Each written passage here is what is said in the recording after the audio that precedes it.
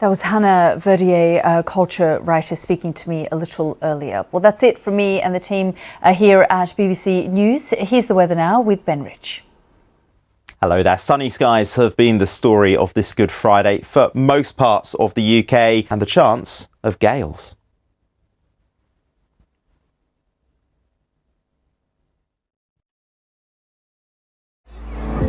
We'll lift everything. Behind every headline, there is a human story.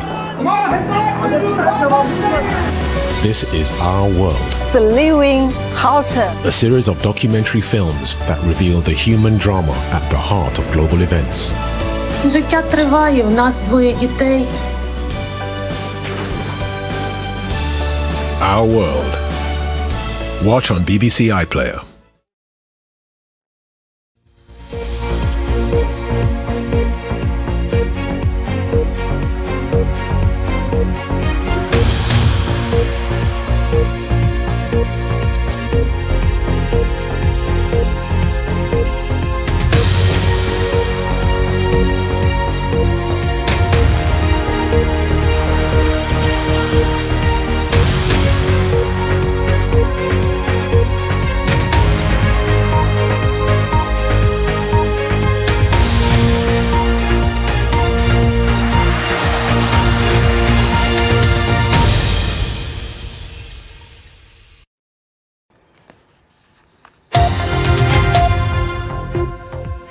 Hello, I'm Sarah Campbell. You're watching The Context on BBC News.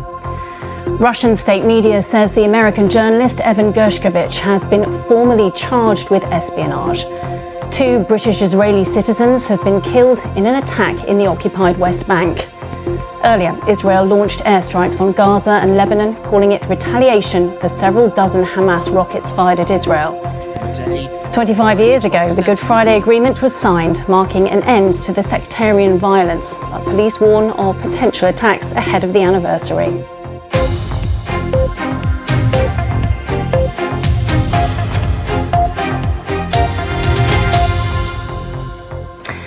We start tonight with reports on Russian state media that an American journalist has been formally charged with spying.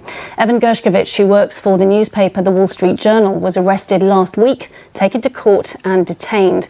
The Kremlin said at the time he'd been caught red-handed. Gershkovich has denied he's done anything wrong. Speaking a little earlier, the head of the global Magnitsky Justice Campaign, Bill Browder, told us why he thinks Gershkovich has really been charged. Well, that was Bill Browder. Let's speak to Brett Bruin. He was Director of Global Engagement in President Obama's White House and was a US diplomat for 12 years. He now runs the Global Situation Room, a crisis management consultancy. Thank you very much for joining me this evening. This is a serious situation. What can you tell us about what will be happening behind the scenes? Bruin, thank you very much for your insight this evening. Thanks for joining us.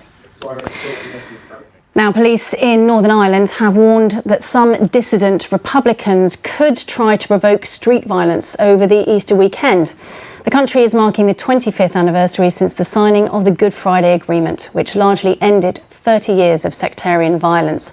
Hundreds of extra police have been brought in for events which culminate with a visit to Belfast by US President Biden on Wednesday. A quarter of a century after that agreement was struck, political tensions remain in Northern Ireland. Our correspondent Mark Simpson explains about the agreement. Mark Simpson there. Well, ahead of the anniversary, police in Belfast have warned of potential disorder by dissident Republicans. Police say they have very strong community intelligence that attacks were being planned in the city of Londonderry. And they've told officers to be prepared for all eventualities on Monday. In order to respond to the threats, the Chief Constable of the PSNI says shifts have been altered to move more officers onto frontline duties, and hundreds of other extra officers have been brought into Belfast ahead of the visit of the US President next week. These warnings come weeks after MI5 raised the terror threat in Northern Ireland to severe, meaning an attack is likely. Well, live now to Fintan O'Toole, who's a journalist at the Irish Times. Thank you so much for joining us this evening, Fintan. Can I ask you to, first of all, just take us back 25 years? It's such a momentous anniversary this weekend. What are your memories? What do you remember about how it played out? Vincent O'Toole, it's been really interesting to hear your recollections. Thank you so much for joining us this evening. Now, around the world and across the UK, this is BBC News.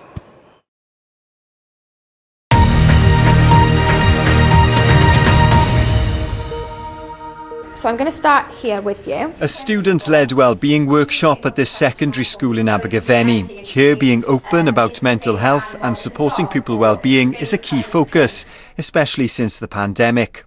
A national school survey of 11 to 16-year-olds found girls were almost twice as likely as boys to experience high levels of mental health symptoms. Spending too much time on my phone, but also it doesn't have to be on screens. I find that I am impacted when I spend lots of time just not doing anything. The survey, which is carried out every 2 years, found that between 2017 and 2021, fewer teenagers said they were exercising regularly. There was an increase in the amount who said they were looking at screens before going to bed. And when it comes to diet, fewer said they ate breakfast on weekdays before school. It's hoped the findings of the latest survey will continue to influence changes in communities across Wales. You're live with BBC News. Let's turn now to the Middle East. The UK government has confirmed that 2 women shot dead in the occupied West Bank today had dual British-Israeli nationality. The Israeli Prime Minister Benjamin Netanyahu has visited the scene. A third person has been seriously wounded in the incident near the settlement of Hamra. It comes as Israel says it's calling up more military reservists after rocket attacks from Lebanon. Israel carried out airstrikes overnight across the Lebanese border and in Gaza, but an army spokesman said the retaliation was over for now. Tension is high after Israeli police stormed the Al-Aqsa Mosque this week. And just to bring you some breaking news in the past few minutes, there have been reports of a shooting in Tel Aviv. So reports of a shooting in Tel Aviv. Clearly, this is a situation that's developing all the time. And Yolande Nell joins us live from Jerusalem. Yolande, can you just bring us up on the latest, what you might know about what's happening with regard to these 2 dual citizens and also these latest attacks? There are 5 things. Thank you, Yolanda, for giving us that update from Jerusalem. And once again, there's been a shooting in Tel Aviv. At least 2 people have been wounded this evening. We'll be back in a moment. Thank you.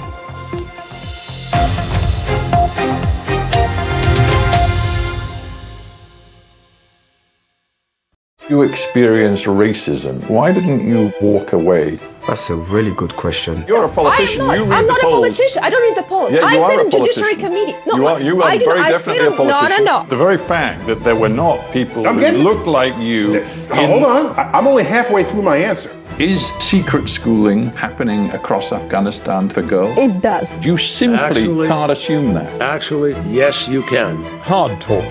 Watch on BBC iPlayer.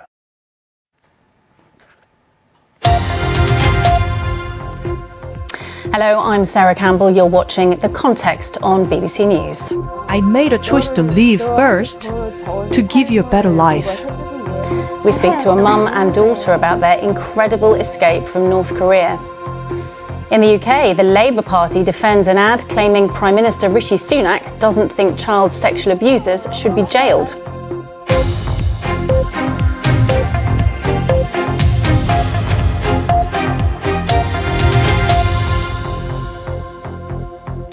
Well, it's time for sport now, and for a full roundup from the BBC Sports Centre, here's Hugh Ferris. Hugh.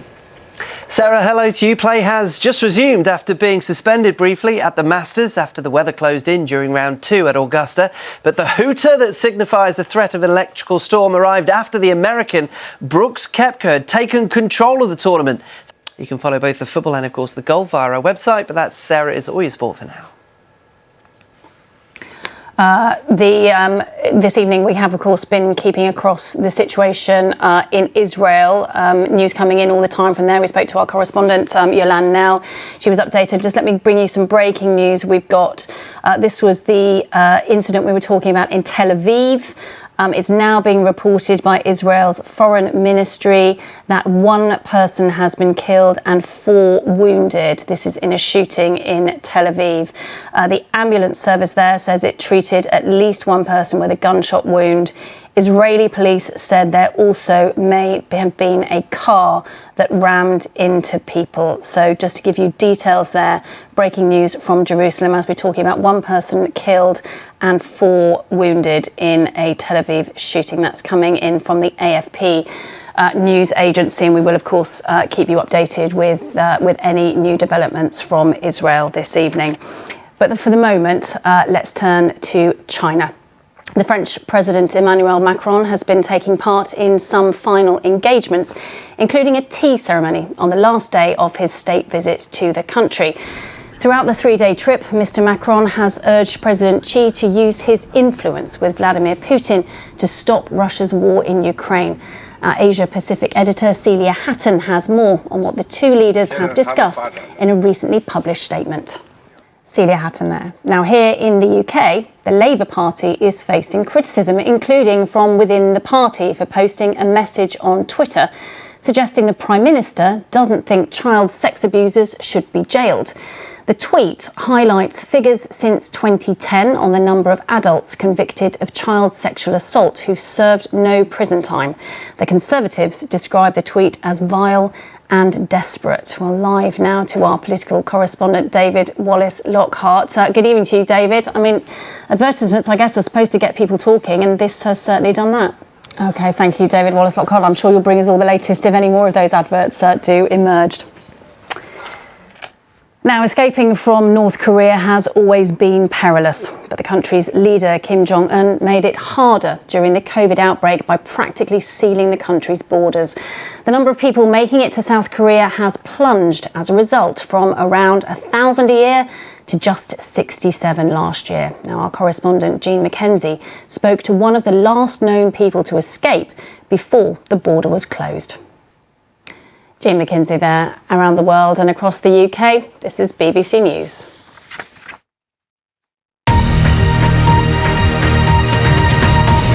The bells at Nottingham's oldest church have rung for the last 600 years, but in May last year, all 12 bells have been largely silent due to a structural issue with the south gable end wall, which needs to be restored and strengthened.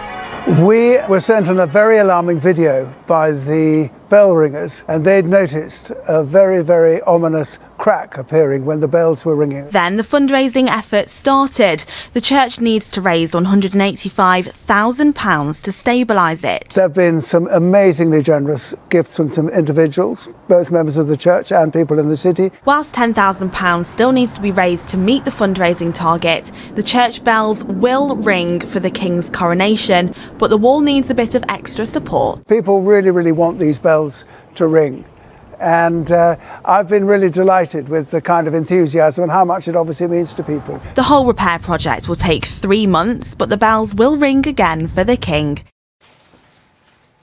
You're live with BBC News this evening. I just want to bring you up to date with this situation in Israel, which seems to be escalating somewhat further. Let me give you the latest. There's lots of, as you can imagine, different wires, numbers coming in at the moment. So I just want to tell you exactly what we're getting here. This is from the Reuters news agency. It's saying 1 person was killed and several were wounded in a Tel Aviv attack. And they are quoting Israel's foreign ministry, saying the ambulance service said it had treated at least 1 person with a gunshot wound. And Israeli police said there also may have been a car that rammed into people in the same area. I just want to give you another update. This is from the Israeli ambulance service. The Israeli ambulance service, again, coming in on wires, and it's saying that the victims in the Tel Aviv attack were foreign tourists. Once again, that is the Israeli ambulance service. You'll remember when we were talking to our correspondent in Jerusalem, Yolande Nell, she was talking about the fact that there are a lot of tourists there at the moment because it is such an important religious ceremony for the Christian calendar, for Passover, and also for the Muslim calendar. So there will be a lot of tourists in Tel Aviv at the moment. But as I say, from the Israeli ambulance service, victims were foreign tourists. Now, researchers in China have published an analysis of samples from the market linked to the COVID-19 outbreak. Swabs that tested positive for the virus also contained genetic material from wild animals being sold in Wuhan. But the scientists acknowledge the virus could have been brought into the market by an infected person. Live now to Professor Peter Openshaw from Imperial College London. Thank you so much for joining us here on BBC News. COVID, it's an issue that still keeps coming around 3 years later. And one of the questions that people don't seem to have really got to the bottom of yet is how did it start? So does this report tell us any more? Okay. Well, listen, Professor Peter Openshaw, thanks for joining us. It's fascinating stuff. Thank you. Stay with us here on BBC News just to bring you that latest breaking news. Again, Wires telling us, Reuters, that one person has been killed, several others have been wounded in a Tel Aviv attack, and that is according to Israel's foreign ministry. The Israeli ambulance service is saying that the victims in this Tel Aviv attack were foreign tourists. Stay with us. We'll be bringing you more updates as we get them. For the moment, thanks for watching.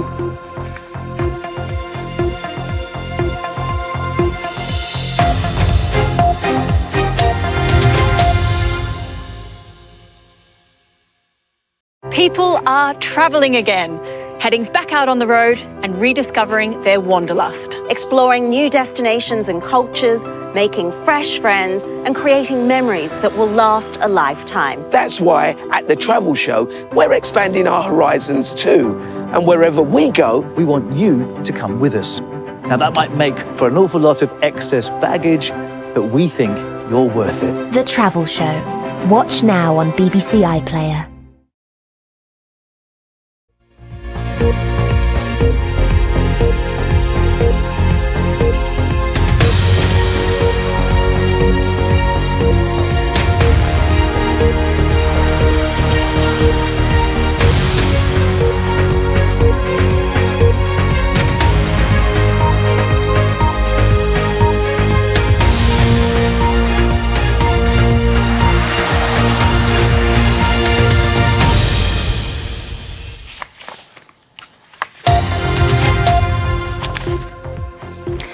Hello, I'm Sarah Campbell. You're watching The Context on BBC News. Russian state media says the American journalist Evan Gershkovich has been formally charged with espionage. The adult film actress Stormy Daniels says Donald Trump does not deserve to be jailed over a payment to her which landed him in court. Israeli emergency services say one person has been killed in an attack in Tel Aviv. US Vice President Kamala Harris will travel to Tennessee to meet lawmakers the day after the state's House of Representatives expelled 2 black Democrats.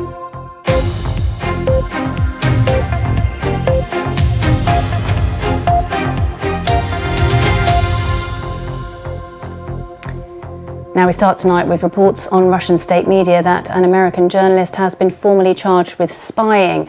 Evan Gershkovich, who works for the newspaper The Wall Street Journal, was arrested last week, taken to court and detained. The Kremlin said at the time he'd been caught red-handed. Gershkovich has denied he's done anything wrong. Now tonight, with The Context, we have Seb Payne, the director of the centre-right think tank Onward, and Democratic strategist Amicia Cross. Thank you for joining us this evening. We'll be talking to you about all of the top stories that we're talking about this evening. But speaking a little earlier, going back to the Wall Street Journal story, the head of the global Magnitsky Justice Campaign, Bill Browder, told us why he thinks Gershkovich has really been charged. Well, for more on this, let's speak to the director of the press freedom group Justice for Journalists, Maria Orjanigitsa. Thank you for joining us on the programme this evening. Just give me your reaction to this, well, what can only be seen as a worrying development. OK, Maria, for the moment, thank you very much for joining us. Well, tonight, with The Context, joining me this evening, Seb Payne, the director of the centre-right think tank Onward, and Democratic strategist Amicia Cross. thank you very much for joining us. Obviously, this news breaking this evening. Seb, if I could start with you, and just, how concerning is this for journalism in general and being able to sort of, report from Russia? And, how worrying is this situation? Okay. I just want to just bring us up to date again with the other story that's breaking this evening. This is the situation in Tel Aviv, which I was telling you about earlier on. Obviously, a very fluid situation in Israel over this weekend. And the latest that we have at the moment is that one person has been killed and several wounded in Tel Aviv. This is according to Israel's foreign ministry. Now, the ambulance service, so this hasn't been verified by the BBC, but the ambulance service is saying that the people involved in this shooting were foreign tourists. Of course, it is a very holiday period there. There will be foreign tourists around, but as I say, BBC not able to confirm that news coming through from the Israeli ambulance service that the people involved in this incident were foreign tourists.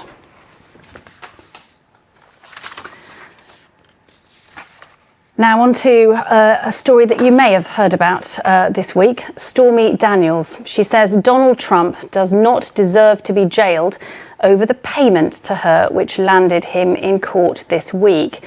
Now, the adult film actress has been speaking to Piers Morgan in her first interview since that court hearing, saying that she doesn't think what happened is worthy of incarceration. Now, Mr. Trump pleaded not guilty to 34 counts of falsifying business records, and the case comes back to his lawyer paying $130,000 to Stormy Daniels. That was before the 2016 election to buy her silence over an alleged affair. Now, prosecutors say the way Donald Trump reimbursed the lawyer amounted to tax deception. If he were to be found guilty, some of those charges against him carry a maximum 4-year jail sentence. Ms. Daniels has also said that she would absolutely testify in the trial, saying, "It's daunting, but I look forward to it. I'm the only one who's been telling the truth." Well, I'm pleased to say that we're joined by Adam Klasfeld, who is the managing editor of Law and Crime website and who was present in the courtroom at President Trump's arraignment. And I'd just like to ask you, first of all, Adam, what was it like? We watched it on television, or watched the cavalcade going there and outside, but what was it like in the room? Well, I'd like to bring in Sarah Krisoff as well. She is an attorney, and Sarah, your view, did you ever think that you would see a former president in a court of law in the US? Yeah, much more to say on this over the next time during court is December, I think. So plenty more times to return to this subject. Thank you very much for that. Now, around the world and across the UK, this is BBC News. Thanks for watching.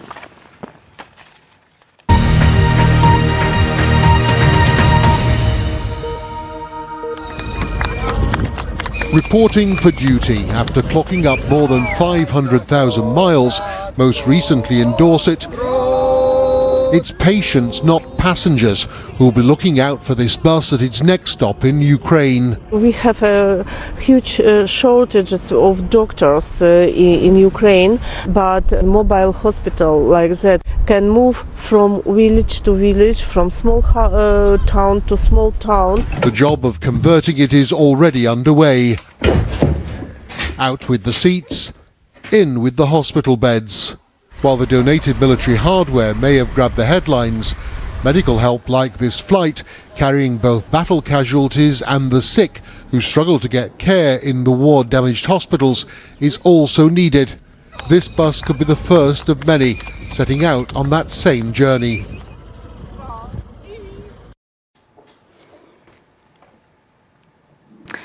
And you're live with BBC News. Kamala Harris will travel to Tennessee to meet lawmakers the day after the state's House of Representatives expelled 2 Democrats for breaking decorum during a gun control debate. Republican legislators in the US state of Tennessee on Thursday voted to expel 2 Democrat members from the regional House of Representatives. It came after they took part in a protest for stricter gun laws. Justin Pearson and Justin Jones exited the State House of Representatives to loud cheers from the gallery. A third Democrat, Gloria Johnson, narrowly survived the vote. Now, expelled Tennessee lawmaker Justin Jones says he will seek re-election for his Nashville seat, calling his removal an attack on democracy. Really interesting story, this. I think, Amisha, if I could come to you first, to just tell me sort of what you know about what went down and also how rare this is. Okay, I'm going to have to leave that there for the moment, but do stay with us. Don't forget you can get in touch with me and some of the team on Twitter. I'm at SarahCam3. We'll be back shortly.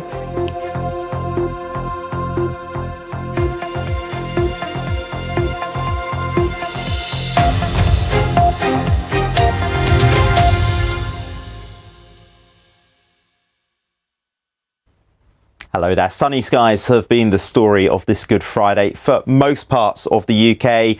Some spells of rain and the chance of gales. Today we're looking at the state of British politics. Asking, is technology ruining football? Are we too obsessed with our phones? Helen from Hull wants to know, how hot's the planet going to get? And we'll explain why prices keep going up and up. Also, Rach, did you know space has its own smell? Really? What of? The world is fast moving and can be confusing. So let's talk about it. 5 Live Breakfast with Rachel and Rick. Listen on BBC Sounds.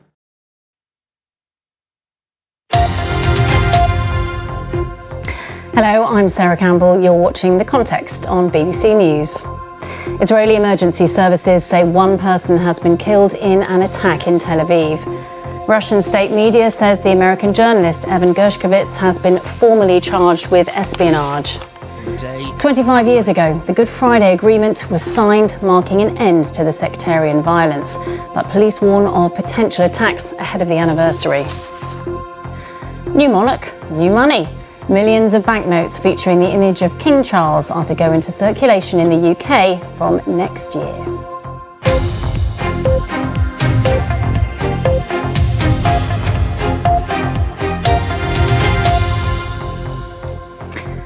Sport now, and time for a full roundup from the BBC Sports Centre. Joining us from there, here's Hugh Ferris. Hugh. Sarah, thank you very much indeed. The American Brooks Koepka has taken control of the Masters after a second round 67 put him on 12 under par. You can head to our website for more on all those stories, and including the golf. Some of those late starters on day 2 at Augusta starting to round the turn. Particular eyes on Tiger Woods playing his 25th Masters. He's right on the cusp of potentially making the weekend or indeed missing the cut. So head to the website for that. But Sarah, that's all your sport for now. That's brilliant. Thanks, Hugh. Yeah, I'm sure all those eyes will be on Tiger Woods' 25th. That is amazing. Now, I just want to remind you about the breaking news that we've been telling you about for the past hour. This is the news from Tel Aviv. You'll know that there have been incidents in Israel over the past couple of days, and this latest incident, you can see it there, 1 person has been killed and several injured, according to the Israeli security services. The Israeli ambulance service is reporting that those who've been killed or injured are foreign tourists. That's all we know at the moment. Those pictures being sent from the scene, but just to tell you again, 1 person killed in Tel Aviv, we're being told by the Israeli security services, and several injured. Now, police in Northern Ireland have warned that some dissident Republicans could try to provoke street violence over the Easter weekend. The country is marking the 25th anniversary since the signing of the Good Friday Agreement, which largely ended 30 years of sectarian violence. Hundreds of extra police have been brought in for events which will culminate with a visit to Belfast by the US President on Wednesday. A quarter of a century after that agreement was struck, political tensions remain in Northern Ireland. Now then, I just want to bring the panel in for this, and really it's such a momentous anniversary, 25 years. Seb, should we start with you? When we just think about, you know, how relations have changed and how much it's changed all of our lives here in the UK and in Ireland and in Northern Ireland. Okay, we'll come back to you in a moment for some of your stories, but let's have a look at some of the other stories making the headlines today. Now, the BBC has learned the accountancy firm which audits the Scottish National Party's finances has resigned. Johnston Carmichael says it's taken the decision after a review of its client portfolio. The former chief executive of the SNP, Peter Murrell, was arrested and then released without charge on Wednesday as part of a police investigation into the party's finances. Millions of people are heading off on their Easter holiday trips this weekend as transport companies warn them to expect delays. Holidaymakers have been facing queues of between an hour and an hour and a half at border controls at Dover. Now, a month from King Charles's coronation, new banknotes featuring the King's image are being printed in their millions. However, to give time to allow self-service cash registers to recognise the new face, the notes won't enter into circulation until the middle of next year. So there you go, a sneak preview at what we'll be buying our groceries with, but not until sort of a year's time. Seb, has your invitation for the coronation arrived yet, or Amisha? Interesting. Thanks very much for both of you. We'll talk to you in a second, but for the moment, around the world and across the UK, you are watching BBC News.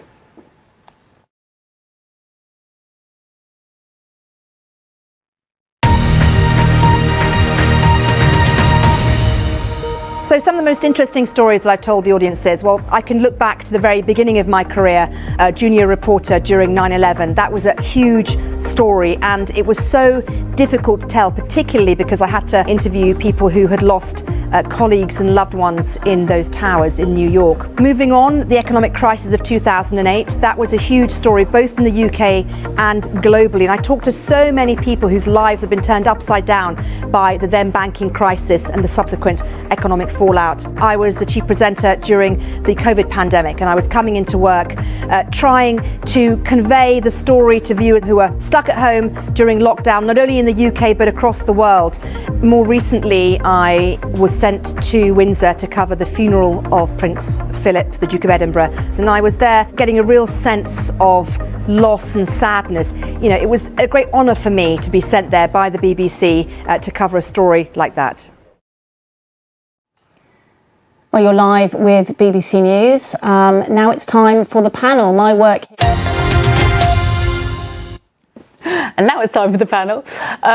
here is done, and it's now time for Amisha and Seb to tell me what's been piquing your interest, if you like, and to explain why. Should we start with Amisha? Okay, Seb, thank you very much. Seb Payne and Amisha Cross, thank you very much for joining us this evening and giving us your thoughts on some of the main stories of the day. I just want to go back to the story that we've been talking to you about this evening, which is the situation in Tel Aviv, which we can tell you that from agency sources coming through, the Israeli security sources is saying that one person has been killed, 4 have been wounded in a Tel Aviv shooting. And there was also an update from the Israeli ambulance service, which suggested that the people who were injured in the attack and killed were in fact foreign tourists. As I said, that was from the Israeli ambulance service, so it hasn't been independently verified by the BBC. But throughout the evening here on BBC News, we will be keeping you up to date with all of those developments on the situation in Israel. We were talking to our correspondent earlier who was saying, you know, that things are changing all of the time. Now, we say goodbye now to our viewers who are joining us from outside the UK, but do stay with us here in the UK. There is plenty more news to come, so do stay with us.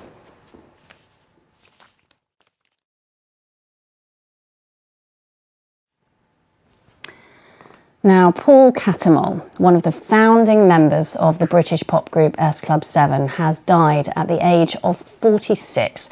A statement from Paul Catamol's family said the cause of his death is unknown, but there are no suspicious circumstances. Laura Trant reports. It's the start of the Easter weekend, which means you may be stocking up on chocolate eggs ready for Sunday. And for one 9-year-old girl, it's a matter taken very seriously. For the last 4 years, Clarissa has been making an extra special delivery to the Queen Elizabeth Hospital in Birmingham. Amy Cole has been to meet her. Well, thank you for your company this evening. Do stay with BBC News, but from me, good night.